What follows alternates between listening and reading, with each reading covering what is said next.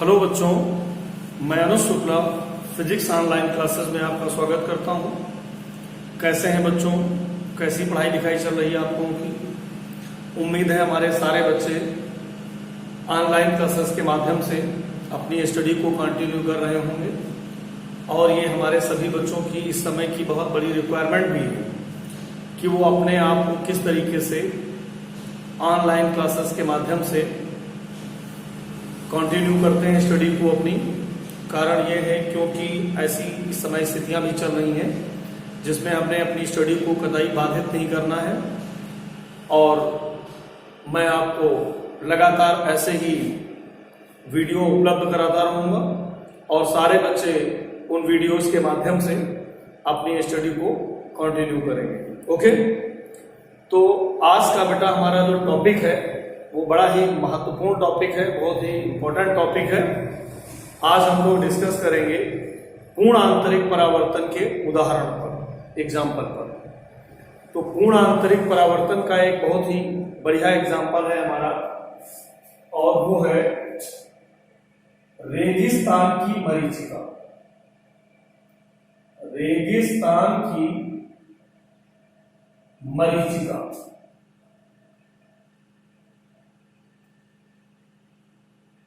रेगिस्तान की मरीचिका क्या है? मरीचिका कहते किसको है? मरीचिका क्या होती है, पहले इसको जानते हैं। रेगिस्तान में कई बार ऐसी स्थिति आती है जब कोई भी पथिक, कोई भी यात्री रेगिस्तान में दूर खड़े किसी पेड़ को देखता है तो उसे उस पेड़ का उल्टा प्रतिबिंब दिखाई देता है। कैसा प्रतिबिंब दिखाई देता है? उल्टा प्रतिबिंब दिखाई देता है, जिससे उसको ऐसा आभास होता है कि जैसे उस पेड़ के समीप कोई तालाब हो, क्योंकि तालाब में ही किसी वस्तु की उल्टी इमेज हमें दिखाई देती है। तो उसको ऐसा प्रतीत होता है कि इस तालाब में इस पेड़ की उल्टी इमेज बन रही है। लेकिन जब वो उस पेड़ के समीप जाता है, उस पेड़ के पास जाता है, तो वहां उसे ऐसी कोई भी तालाब की स्थिति नहीं दिखाई देती है, ना तो वहां पे कोई जल भरा होता है और पेड़ बिल्कुल सीधा खड़ा होता है। ऐसा उसे क्यों आभास होता है, उसका कारण क्या है? ऐसा उसको इसलिए आभास होता है क्योंकि ये एक भौतिक विज्ञान की घटना है जो पूर्ण आंतरिक परावर्तन पर आधारित है। तो आइए जरा हम आपको बताते हैं कि उसे वो उल्टी इमेज क्यों दिखाई देती है, इसको समझते हैं। ये मान लेते हैं, आप जानते हैं सभी लोग कि जो रेगिस्तान है उसमें अधिकाधिक मात्रा में रेत पाई जाती है, यानी बालू पाई जाती है। अधिकाधिक मात्रा में रेत पाए जाने के कारण जो रेत के समीप की वायु होती है, रेत तो सूर्य के प्रकाश से जल्दी ही गर्म हो जाती है। सूर्य के प्रकाश से जब रेत जल्दी ही गर्म हो गई तो रेत के समीपस्थ की जो वायु है वो गर्म रेत के संपर्क में आने के कारण गर्म हो जाती है, जिससे कि रेत के जो समीपस्थ की वायु है वो गर्म होकर के विरल हो जाती है। यानी जो वायु की परतें हैं वो और रेरल हो जाती हैं, अर्थात उनके मॉलिक्यूल्स के बीच की डिस्टेंस बढ़ जाती है, इंक्रीज कर जाती है। तो ये मान लीजिए इस प्रकार से ये जो परतें हैं, जो रेत के संपर्क की परतें हैं, वो तो कैसी हो गई? विरल हो गई, यानी रेरल हो गई। लेकिन जो इसके जैसे जैसे आप ऊपर जाते जाएंगे, ये तो रेत के संपर्क वाली वायु की परतें हैं जो विरल हो चुकी हैं, रेरल हो चुकी हैं। तो इनको हम लोग क्या लिख देते हैं? इन परतों को हम लोग लिख देते हैं विरल। क्यों बेटा ये विरल हो गई, सबको समझ में आया? क्योंकि नीचे क्या है? रेत है और रेत सूर्य के प्रकाश से गर्म हो चुकी है, इसलिए रेत के संपर्क में जो भी वायु की परतें आएंगी वो गर्म होकर के विरल होती जाएंगी। लेकिन जैसे जैसे हम रेत के थोड़ा ऊपर जाते जाएंगे वैसे वैसे परतों का तापमान कम होता जाएगा, तो वो जो वायु की परतें होंगी जिनका ताप इन परतों की अपेक्षा कम होगा, वो डेंस होती जाएंगी यानी सघन होती जाएंगी। तो हम लोग क्या करेंगे, थोड़ा जो ऊपर वाली परतें हैं उनके बीच की दूरी को हम लोग कम कर देते हैं, इस प्रकार से करते हैं। तो जो ये ऊपर वाली परतें हैं ये कैसी हो जाती हैं, सघन हो जाती हैं यानी डेंस हो जाती है। तो ये जो वायु है वो विरल है और जो ये वायु है अपेक्षाकृत सघन, अपेक्षाकृत सघन। अब यहां पे एक पेड़ खड़ा कर देते हैं, क्या खड़ा कर देते हैं, एक पेड़ खड़ा कर देते हैं सीधा। तो ये मैंने यहां पे एक पेड़ खड़ा कर दिया इस प्रकार से, ये पेड़ खड़ा,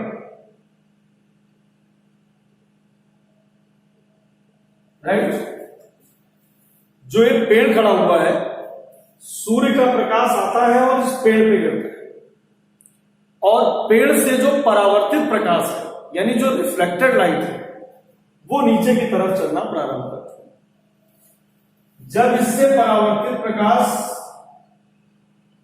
नीचे चलता है तो देखिए सबसे पहले ये सघन परत पे आएगा, और सघन से कहा जाएगा विरल में, क्योंकि ऊपर वाली जो हवा की परतें हैं वो कैसी हैं, सघन, और नीचे वाली वायु की जो परतें हैं वो कैसी हैं, विरल।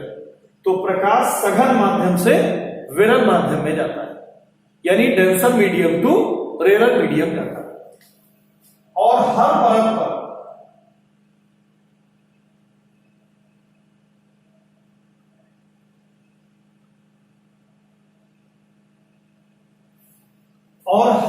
पर जब प्रकाश सघन माध्यम से विरल माध्यम में जाएगा तो हर परत पर इसका आपतन कोण बढ़ता जाता है, क्योंकि प्रकाश की किरण अभिलंब से दूर हटती जाएगी, तो हर अगली परत पर इसका आपतन कोण इंप्रूव कर जाता है। और जब किसी विशेष परत पर इस आपतन कोण का मान क्रांतिक कोण से बड़ा हो जाता है, क्रिटिकल एंगल से बड़ा हो जाता है, तो प्रकाश की किरण पुनः जिस माध्यम से आई थी उसी माध्यम में वापस लौटना प्रारंभ कर देती है। अब अगर मान लीजिए इस परत पर आपतन कोण का मान क्रांतिक कोण से बड़ा हो, अगर क्रांतिक कोण से बड़ा हो जाएगा तो ये प्रकाश की किरण सीधे जिस माध्यम से आई थी उसी माध्यम में जाना प्रारंभ करेगी, यानी ये पुनः इस माध्यम में लौटेगी। और जब ये पुनः इस माध्यम में लौटेगी तो यहां पे कोई क्या खड़ा हुआ है, प्रेक्षक। ये इस जगह कोई प्रेक्षक खड़ा हुआ है जो इस पेड़ को देख रहा था।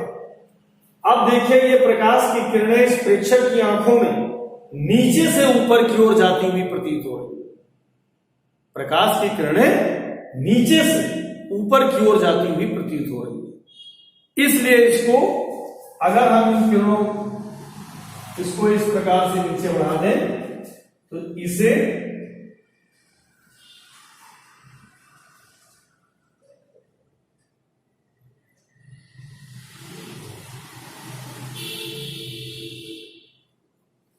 इस पेड़ की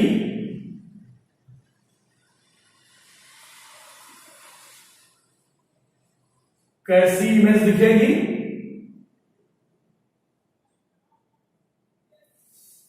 इस पेड़ की उल्टी इमेज इसको दिखाई देगी। देख पा रहे हैं सभी लोग, क्योंकि ये प्रकाश की किरणें इसको नीचे से ऊपर की ओर उठती हुई दिखाई देगी। इस वजह से इसको ये लगता है कि ये जो पेड़ खड़ा हुआ है ये पेड़ सीधा नहीं है बल्कि उल्टा है। और इसी फिनोमेना को, इसी घटना को हम लोग कहते हैं रेगिस्तान की मरीचिका। क्या कहते हैं, रेगिस्तान की मरीचिका। तो दूर खड़े किसी पेड़ का जो उल्टा प्रतिबिंब आपको दिख रहा है वो वास्तव में प्रकाश के पूर्ण आंतरिक परावर्तन के कारण दिखाई दे रहा है। सभी बच्चों को अच्छे से समझ में आ गया? किसी प्रकार की कोई दिक्कत किसी भी स्टूडेंट को? बोलो भाई, सभी बच्चे बोर्ड से अच्छे से इस चित्र को बना लें फटाफट।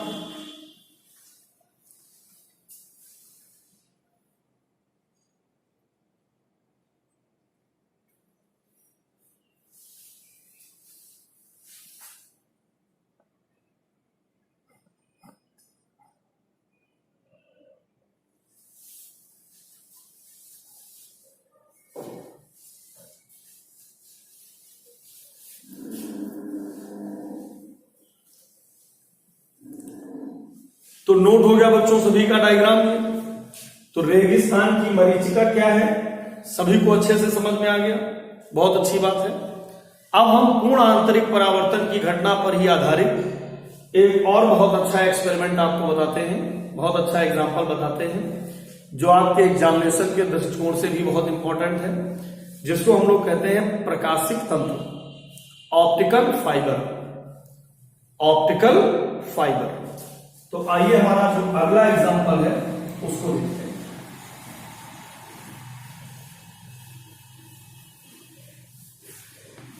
तो बेटा हमारा इसका जो दूसरा एग्जाम्पल है वो है प्रकाशित तंतु। क्या है? प्रकाशित तंतु। प्रकाशित तंतु को हम लोग कहते हैं ऑप्टिकल फाइबर। बहुत ही इंपॉर्टेंट एग्जामिनेशन में भी आपके यहां आता है, ऑप्शनल भी पूछा जाता है कि प्रकाशित तंतु किस भौतिक घटना का उदाहरण है। तो आपको इसमें टिक करना होगा पूर्ण आंतरिक परावर्तन की घटना का उदाहरण है।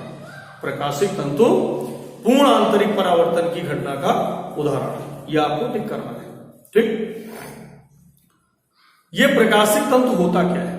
प्रकाशित तंतु एक ऐसी डिवाइस है, एक ऐसी युक्त है, एक ऐसी व्यवस्था है जिसकी हेल्प से हम प्रकाशी संकेतों को, ऑप्टिकल सिग्नल्स को बिना ऊर्जा ह्रास के एक स्थान से दूसरे स्थान पर ट्रांसमिट कर सकते हैं, एक स्थान से दूसरे स्थान पर भेज सकते हैं।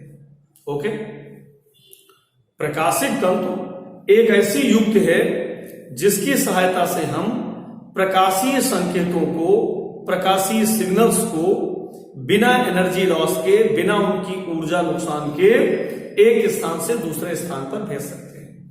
क्योंकि आप जानते हैं अगर हम प्रकाशीय सिग्नल्स को एक स्थान से दूसरे स्थान पर सामान्यतः भेजें तो मीडियम में लाइट का एब्जॉर्बेशन होता जाता है और कुछ दूर जाने के बाद वो लाइट पूरी तरीके से माध्यम में एब्जॉर्ब हो जाती है, अवशोषित हो जाती है और बहुत दूर तक नहीं जा पाती है। जैसे अगर रात के अंधेरे में अगर आप किसी टॉर्च की लाइट को ऑन करें तो टॉर्च की लाइट आप देखते हैं कुछ दूर जाती है लेकिन उसके आगे उसका प्रकाश नहीं जा पाता है। कारण क्या है? क्योंकि जब वो प्रकाश मीडियम में चलता है तो माध्यम में उस लाइट का एब्जॉर्बेशन होने लगता है, अवशोषण होने लगता है और कुछ दूर जाने के बाद प्रकाश फिर आगे नहीं जा पाता है क्योंकि प्रकाशीय ऊर्जा पूरी माध्यम द्वारा अवशोषित कर ली जाती है। लेकिन अगर हमें प्रकाशीय संकेतों को, प्रकाशीय सिग्नल्स को एक स्थान से दूसरे स्थान पर ले जाना है तो फिर हम उसको एक बिना ऊर्जा लॉस के, एनर्जी का लॉस ना हो, माध्यम में उसका एब्जॉर्बेशन ना हो, तो फिर हम इसके लिए एक खास प्रकार की युक्ति बनाते हैं जिस युक्ति का नाम क्या है? प्रकाशित तंतु यानी ऑप्टिकल फाइबर है। तो सबसे पहले तो प्रकाशित तंतु की परिभाषा सभी बच्चे जानेंगे। प्रकाशित तंतु एक ऐसी युक्ति है जिसकी सहायता से प्रकाशीय संकेतों को एक स्थान से दूसरे स्थान पर बिना किसी ऊर्जा लॉस के भेजा जा सकता है। अब ये बेटा होता क्या है, कैसे इसको बनाया जाता है, ये युक्ति कैसे निर्मित की जाती है, आइए जरा इसको जानते हैं। ये क्वार्ट्ज का पाइप होता है। क्वार्ट्ज एक मिश्र धातु होती है जिसका रिफ्रैक्टिव इंडेक्स लगभग 1.7 के आसपास होता है। कितना? 1.7 के आसपास होता है। ठीक, तो ये इस प्रकार से क्वार्ट्ज का बना हुआ एक पाइप होता है। ये क्वार्ट्ज का बना हुआ पाइप होता है।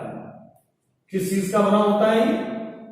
ये क्वार्ट्ज का बना होता है और इसका रिफ्रैक्टिव इंडेक्स लगभग 1.7 होता है, लगभग 1.7 होता है। ये क्वार्ट्ज का बहुत पतला सा पाइप होता है। ये मैंने तो यहां पर आपको बहुत बड़ा सा मोटा सा बना के दिखाया है, क्योंकि हमें तमाम भौतिक घटनाओं को इसके अंदर रिप्रेजेंट करना है। प्रैक्टिकली ये बहुत पतला पाइप होता है। इसका डायमीटर अप्रॉक्सीमेट 10⁻³ mm के आसपास होता है, यानी बहुत पतला पाइप होता है। ओके, किसका बना होता है? ये क्वार्ट्ज का बना होता है। और इस पाइप के ऊपर हम एक ऐसे पदार्थ का पेंट कर देते हैं जिसका अपवर्तनांक इससे कम हो, यानी हम इस पर किसी ऐसे पदार्थ का पेंट कर दें जिसका अपवर्तनांक 1.5 है, जो 1.7 से कम है।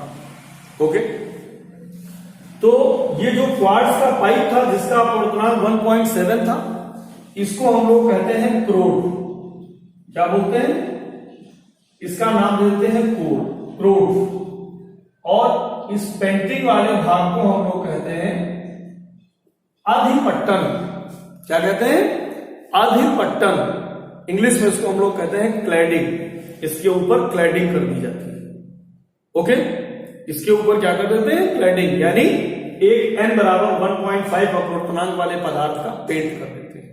ओके, इस प्रकार से ये पतला सा पाइप बन गया जिसको प्रकाशिक तंतु कहते हैं, ऑप्टिकल फाइबर कहते हैं। अब हम क्या करते हैं? प्रकाश की किरण को इसके इस पृष्ठ पर इंसिडेंट करते हैं, राइट? और यहां पर एक क्या ड्रा कर देते हैं? नॉर्मल, अभिलंब।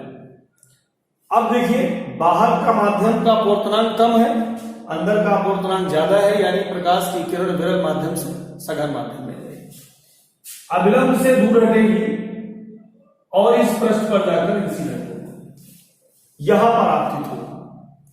अब देखिए, ये क्वार्ट्ज का सरफेस है और इसके ऊपर ये जो मैंने क्लैडिंग की थी उसका सरफेस है। ऊपर वाले सरफेस का अपवर्तनांक कम है, नीचे वाले सरफेस का अपवर्तनांक ज्यादा है। जिसका अपवर्तनांक ज्यादा है वो सघन माध्यम की तरीके से बिहेव करता है, और जिसका अपवर्तनांक कम है वो विरल माध्यम की तरीके से बिहेव करता है।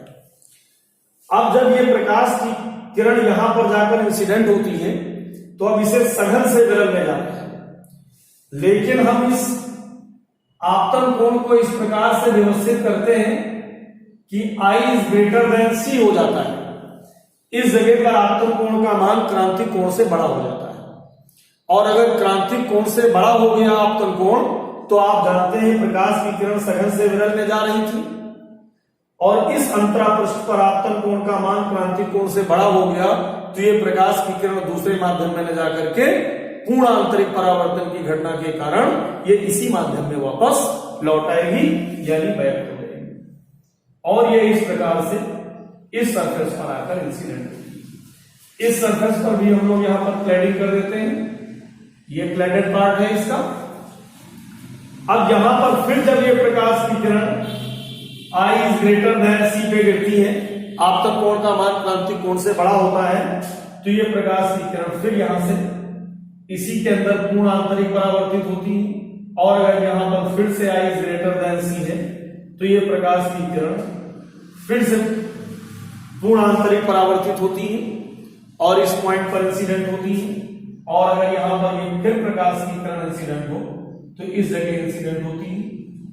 और अब इसके बाद जब आपतन कोण का मान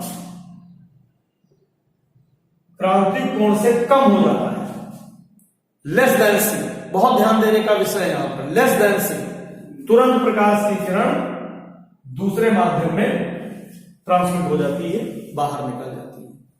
तो जिस ऊर्जा का प्रकाश आप यहां से इंसर्ट करोगे, उस ऊर्जा का ही प्रकाश दूसरे सरफेस से बाहर निकल जाएगा बिना किसी एनर्जी लॉस के। Is it right? तो इस प्रकार से हम इस प्रकाशिक सिग्नल को बिना किसी ऊर्जा लॉस के एक स्थान से दूसरे स्थान पर ट्रांसमिट कर सकते हैं, भेज सकते हैं। तो ये हमारी घटना ऑप्टिकल फाइबर कहलाती है, प्रकाशिक तंतु कहलाती है। चिकित्सीय परीक्षणों में प्रकाशिक तंतु का यानी मेडिकल सुविधाओं में कह सकते हैं, चिकित्सीय परीक्षणों में ऑप्टिकल फाइबर का बहुत बेहतरीन यूज किया जाता है। लाइट को एक स्थान से दूसरे स्थान पर प्रकाशिक सिग्नल्स को भी भेजा जाता है। कई प्रकार के ट्रांसड्यूसर्स होते हैं जो एनर्जी को एक फॉर्म से दूसरे फॉर्म में चेंज करते हैं। उन ट्रांसड्यूसर्स की हेल्प से हम ऑप्टिकल सिग्नल्स को भी one place to another place transmit कर सकते हैं। तो इस प्रकार से ये हमारा ऑप्टिकल फाइबर है। तो उम्मीद है बेटा सभी बच्चों को प्रकाशिक तंतु अच्छी तरीके से समझ में आया होगा। रेगिस्तान की मरीचिका सभी बच्चों को अच्छे से क्लियर हुई होगी। तो ये हमारे पूर्ण आंतरिक परावर्तन के उदाहरण है, एग्जाम्पल है। Is it right? सभी हमारे बच्चे इन उदाहरणों को बहुत ही अच्छी तरीके से वीडियो को बार बार प्ले करेंगे और समझेंगे। अगर किसी भी स्टूडेंट को कहीं से कोई भी प्रॉब्लम होती है तो हमें कमेंट कर सकता है, लिख सकता है। अगले वीडियो में उसके कमेंट की समस्याओं को, उसकी जो प्रॉब्लम्स आ रही हैं उसको समझने में वो मैं डिलीट करूंगा। तो इस प्रकार से हमारे सभी बच्चे ऑनलाइन पढ़ते रहिए और आगे बढ़ते रहिए। बहुत बहुत धन्यवाद। That's all for today.